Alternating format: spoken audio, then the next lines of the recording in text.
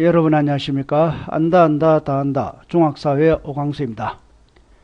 오늘은 6단원 자원을 둘러싼 경쟁과 갈등 단원 중에서 세 번째 지속가능한 자원 개발에 대해서 학습하도록 하겠습니다.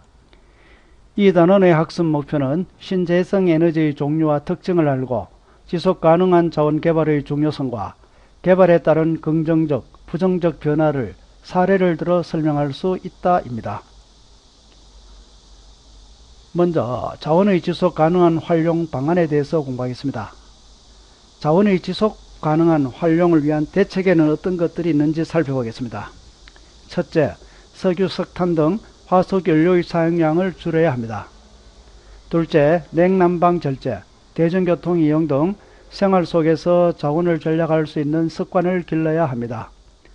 세 번째, 탄소 포인트제, 탄소 성적 표지제 등 자원 전략을 위한 여러 정책을 확충해야 합니다. 네 번째, 태양광, 풍력, 바이오 등 신재생 에너지를 개발해야 합니다. 다음은 신재생 에너지에 대해서 알아보도록 하겠습니다. 먼저 신재생 에너지의 의미, 기존의 화석 연료를 변화하거나 태양광, 풍력, 바이오 에너지, 해양 에너지와 같이 재생 가능한 자원을 이용하는 에너지를 우리는 신재생 에너지라고 합니다. 이 신재생 에너지 자원의 특징을 살펴보겠습니다. 먼저 고갈되지 않고 영구적으로 활용할 수 있습니다. 환경오염을 거의 일으키지 않습니다. 반면에 고도의 기술이 필요해 국가 간의 활용 격차가 크다는 것이 신재생 에너지의 특징입니다.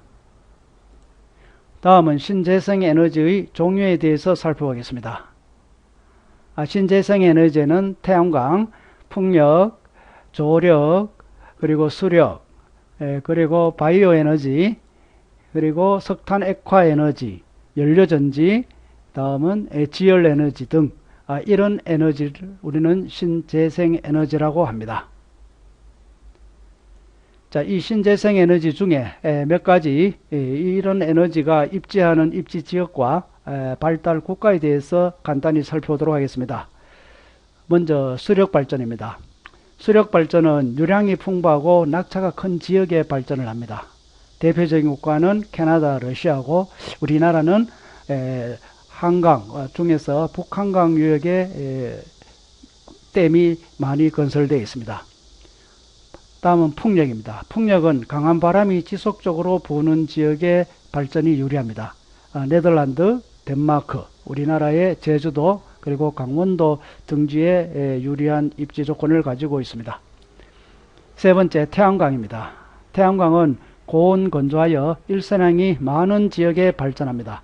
예를 들어 에스파냐라든지 건조기후 지역의 국가들입니다. 세 번째는 지열입니다. 지열은 화산활동이 활발한 지역에서 주로 입지하며 아이슬란드와 일본과 같은 국가가 대표적인 지열발전 생산 국가입니다. 다음은 조력발전입니다. 조력발전은 조석 간만의 차가 큰 해안 지역에 발달합니다. 대표적인 곳은 우리 한국의 서해안 지역입니다. 마지막으로 바이오 에너지입니다. 넓은 토지, 풍부한 농산물 생산 지역입니다.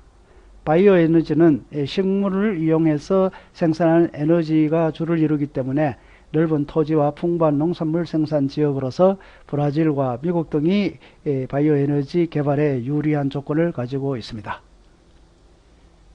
자, 다음은 이 신재생 에너지의 개발의 효과에 대해서 알아보겠습니다. 먼저 장점을 알아보겠습니다.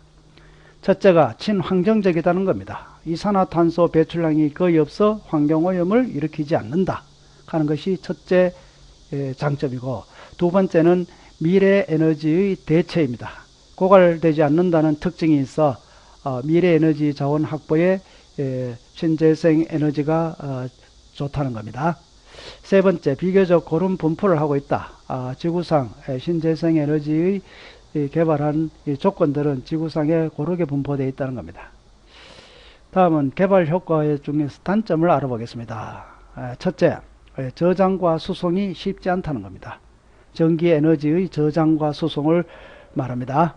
두 번째, 대량 생산이 어려워 아직 경제성이 낮다는 겁니다. 초기 투자 비용이 많이 듭니다. 그래서 초기 투자 비용에 비해서 전력 생산량이 좀 적다는 게 단점입니다.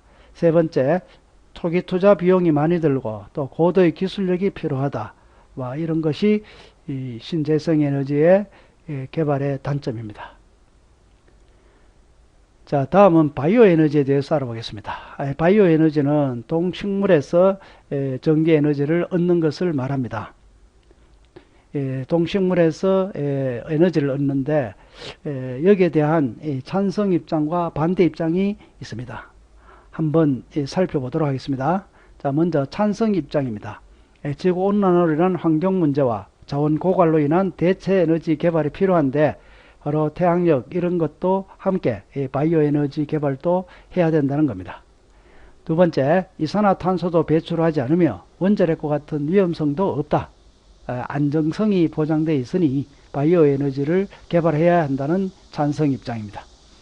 세 번째, 매장량이 한정된 석유, 석탄과 달리 무한정 얻을 수 있다. 그래서 신재생 에너지의 특징이 고갈되지 않는다는 거였죠. 그래서 이런 특징을 가지고 바이오 에너지도 개발을 해야 된다는 찬성 입장입니다.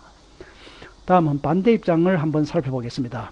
첫째, 연료로 변환하기 위한 생물학적 공정이 복잡하고 비용이 많이 든다. 그랬죠. 초기 비용이 많이 든다는 겁니다. 그래서 비용이 많이 들기 때문에 부유하거나 기술이 뛰어나지 않는 국가는 개발하기 어렵다. 이런 내용입니다. 두 번째, 투자 비용에 대해 경제적 효율성이 떨어진다. 그랬죠.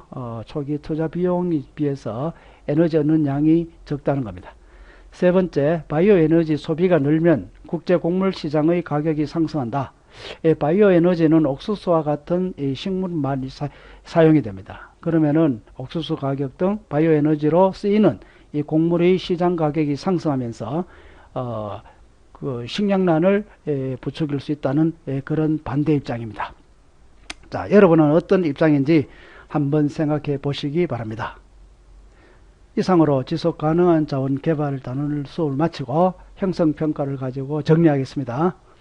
자, 1번 태양력, 수력, 풍력과 같이 자연에서 주로 얻으며 고갈되지 않는 친환경적인 에너지는 그렇죠, 신재생 에너지였습니다. 2번 동식물 등 생물체에서 얻는 에너지를 무엇이라고 하는가? 네, 바이오 에너지였습니다. 3번 신재생 에너지 중 가장 전기 생산량이 많은 것은 무엇일까요? 그렇죠, 아직은 수력 발전입니다. 4번 아이슬란드, 일본과 같이 화산 활동이 많이 일어나는 지역에 입지하기 유리한 신재생 에너지는 네, 지열입니다. 5번 우리나라 서해안과 같이 조차가 큰 지역에 건설하기 유리한 에너지는 네, 조력 에너지입니다. 조력 발전소였죠. 자, 다시 한번 내용을 정리해 보겠습니다. 오늘 수업한 내용은 지속 가능한 자원 개발 단원입니다. 첫째, 자원의 지속 가능한 활용 방안에 대해서 몇 가지 공부를 했습니다. 두 번째, 자원의 지속 가능한 자원 개발의 장단점에 대해서 우리가 공부를 했습니다. 이산화탄소 배출량이 거의 없고 친환경적이다. 고갈되지 않는다. 비교적 지구상에 고르게 분포하고 있다. 이런 장점이 있었고, 단점으로는 저장과 수송이 쉽지 않고 초기 투자 비용에 비해 경제성이 낮다는 것. 그 다음 비용 많이 들고 고도의 기술력이 필요하여 지역 간의 격차가 크게 나타날 수 있다는 점, 이런 점을 살펴보았고 습니다. 오늘은 여기까지 수업을 마치고 다음 시간에는 7단은 첫 번째 시간으로 사회화와 청소년기에 대해 학습하겠습니다. 자, 여러분, 힘보다는 인내심으로 더 많은 일을 이룰 수 있다는 것입니다. 우리 앞단원에서 얘기했듯이 이 긍정적인 사고를 가지고 어떤 일을 추진해야 되고 또 인내심을 가지고 또 추진한다면은 어디 이루지 못할 일이 있겠습니까?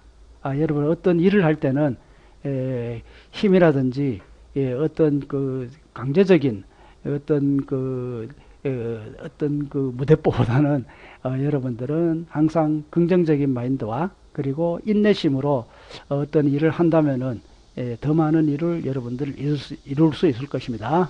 수업을 마치겠습니다.